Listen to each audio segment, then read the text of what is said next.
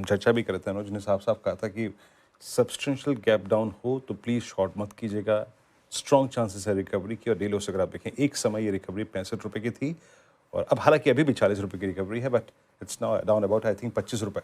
लेकिन बात करते हैं कि आखिर ये सॉफ्टनेस आई क्या, क्यों, और मार्केट पार्टिसिपेंट्स अब भी क्या कह रहे हैं। देखिए कल शाम को जैसे कि सेबी ने फैसला लिया कि गुरुवार अब बीएससी के हाथ में है और एनएससी के हाथ में मंगलवार। यतिन से जानते हैं, यतिन इस पे क्या टेक्स आए हैं, कैसे बाजार ट्रीट कर रहा है इन डेज के चेंजेस को, और क्या ओवर द टाइम ये भी फैक्टर इन हो ही जाएगा, क्या लग रहा है, क्या बात हुई आप? क्लियरली अगर हम बीएससी की बात करें तो क्लियरली आज शेयर में कोई पैनिक नहीं दिखा। लगभग इंट्राडे में 6% की रिकवरी अपने को देखने को मिली है।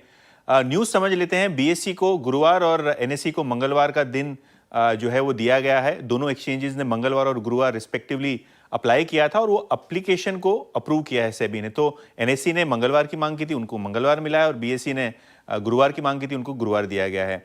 ऑब्वियसली अगर हम ब्रोकरेजेस की माने तो ये वीकली एक्सपायरी और जो एफएनओ एक्सपायरी है, इनके दिन चेंज होने से शायद बीएससी का शॉर्ट टर्म में मार्केट शेयर का लॉस हो सकता है। कितना हो सकता है? 2 से 4% के बीच में।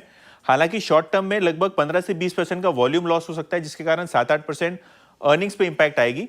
लेकिन जेफरीज हो या गोल्डमैन सैक्स हो, इनका मानना यह है कि शायद जो लॉन्ग टर्म के लिहाज से अगर इसको देखें, मीडियम टर्म के लिहाज से देखें, जो नए कॉन्ट्रैक्ट्स और जो लिक्विडिटी आएगी उसके कारण जो वॉल्यूम लॉस हो रहा है शॉर्ट टर्म के लिए, वो रिकवर हो सकता है। इनफैक्ट अर्निंग्स पे जेफरीज ने कोई बड़ा अपना रिवीजन नहीं किया है, केवल 1 से 2% का अर्निंग्स इंपैक्ट इन्होंने बताया है। हालांकि मोतीलाल ओसवाल ने बीएससी को डाउनग्रेड कर दिया है, न्यूट्रल है वो 2300 रुपए के टारगेट के साथ, क्योंकि इनको लगता है वैल्यूएशन जो पी रेशियो है बीएससी का वो 60 के पार है।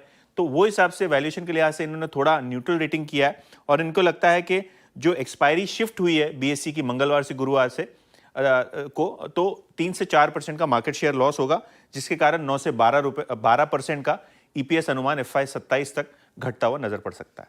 ओके, शुक्रिया यतिन। तो ये इस समय बीएससी और जैसा कि विदु भी कह रहे थे, आज सुबह एक्सपेक्टेड था कि ये खुले शायद नीचे, लेकिन टिके ना। और अगर आप नीचे शॉर्ट करेंगे आज तो फंसेंगे आप। और एग्जैक्टली 2500 से ही घूमा वीरू, और ये तर्कसंगत भी था क्योंकि 3000 से ये स्टॉक ऑलरेडी गिर चुका था।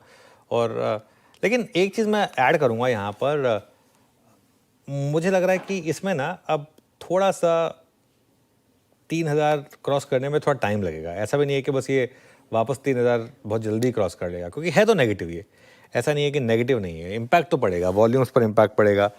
अच्छा, सिंपल शब्दों में अगर लोगों को समझना हो इस चीज़ को कि क्यों इम्पैक्ट पड़ेगा, आप देखिए, पहली बात तो ये कि हफ्ते के शुरू में, मतलब ट्यूसडे पहले आ जाता है, काफ़ी लोगों की ट्रेडिंग करने की जो कैपिटल है वो थर्सडे तक आते आते थोड़ी वैसी कम हो जाती है। दूसरा, अगर आप देखें, अगर ट्यूसडे को ऑलरेडी एनएससी की एक्सपायरी हो रही है, एक एक्सपायरी हो गई है, उसके बाद बीएससी की एक्सपायरी से पहले बीच में सिर्फ एक दिन बचेगा, वेंसडे, सैंडविच सेशन सिर्फ एक बचेगा। उसके बाद बीएससी की एक्सपायरी होगी थर्सडे को, तो उसके बाद फ्राइडे और मंडे 2 दिन होंगे। तो वो एक गैप जो हो जाएगा वो एक इम्पॉर्टेंट गैप है, और इस वजह से यही रीज़न है कि हर कोई चाह रहा था कि मंगलवार को एक्सपायरी हो। वैसे मैं एक चीज़ कहूँगा, मेरे को ना थोड़ा सा इस चीज़ से वो लग रहा है, मैं 2003 से मार्केट ट्रैक कर रहा हूँ, एक्सपायरी थर्सडे को होती आई थी।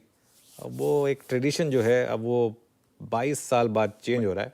मुझे उससे थोड़ा सा बोला खराब लग रहा है वीरू। मैं तो गुरुवार वाली एक्सपायरी में खुश हुआ। मुझे तो गुरुवार का दिन टाइम वाइज, आई मीन एक मंडे को अगर आप एक आउटलुक फ्रेम कर लेंगे, जनाब इंडेक्स इस रेंज में जाएगा, इस रेंज में जाएगा, मैं अपनी एज यहाँ पे खड़ी कर लेता हूँ, उस हिसाब से फ्रेंकली स्पीकिंग अनुज मेरा फेवरेट थर्सडे है। बिल्कुल बिल्कुल, थर्सडे या फिर आप फ्राइडे रख लेते हैं, लेकिन ट्यूसडे मुझे थोड़ा सा जमा नहीं। लेकिन खैर जो भी है, अब एक्सचेंजेस ने कुछ सोच कर ही डिसीजन ठीक है अनुज, कम से कम 2 दिन हो गए, वरना हर रोज एक्सपायरी हो रही थी। नहीं, वो तो खैर बहुत बुरा सीन हो गया था। वो तो कसीनो बन गया था वीरू, वो तो कसीनो बन गया था, उसमें तो कोई डाउट ही नहीं है। तब तो बिल्कुल फुल ऑन कसीनो था। कभी वो मिड कैप सेलेक्ट इंडेक्स, जिसमें कभी जिंदगी, वो तो मुझे उस बात जब वो उस पर कॉन्ट्रैक्ट आया तब मुझे पता चला कि ऐसा कोई इंडेक्स भी है, वरना पता ही नहीं था कि ऐसा कोई इंडेक्स भी है। तो इसके लिए वरना वो बिल्कुल, अब फिर Nifty, bank Nifty, back to back expiries, कोई मतलब नहीं था उसका। गौरांग जी, बीएससी खरीद रहे हैं क्या आप?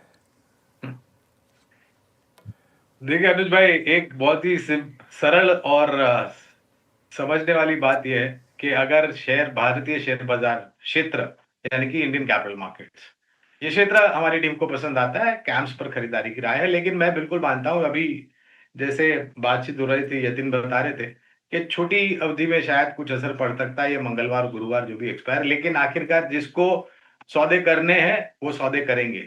रुपए की अगर आपके पास कमी है, तो आपके पास और भी कई साधन है जहाँ से आपको रुपया मिल सकता है, बशर्ते कि आप उसके काबिल हो और वो कर सकते हो।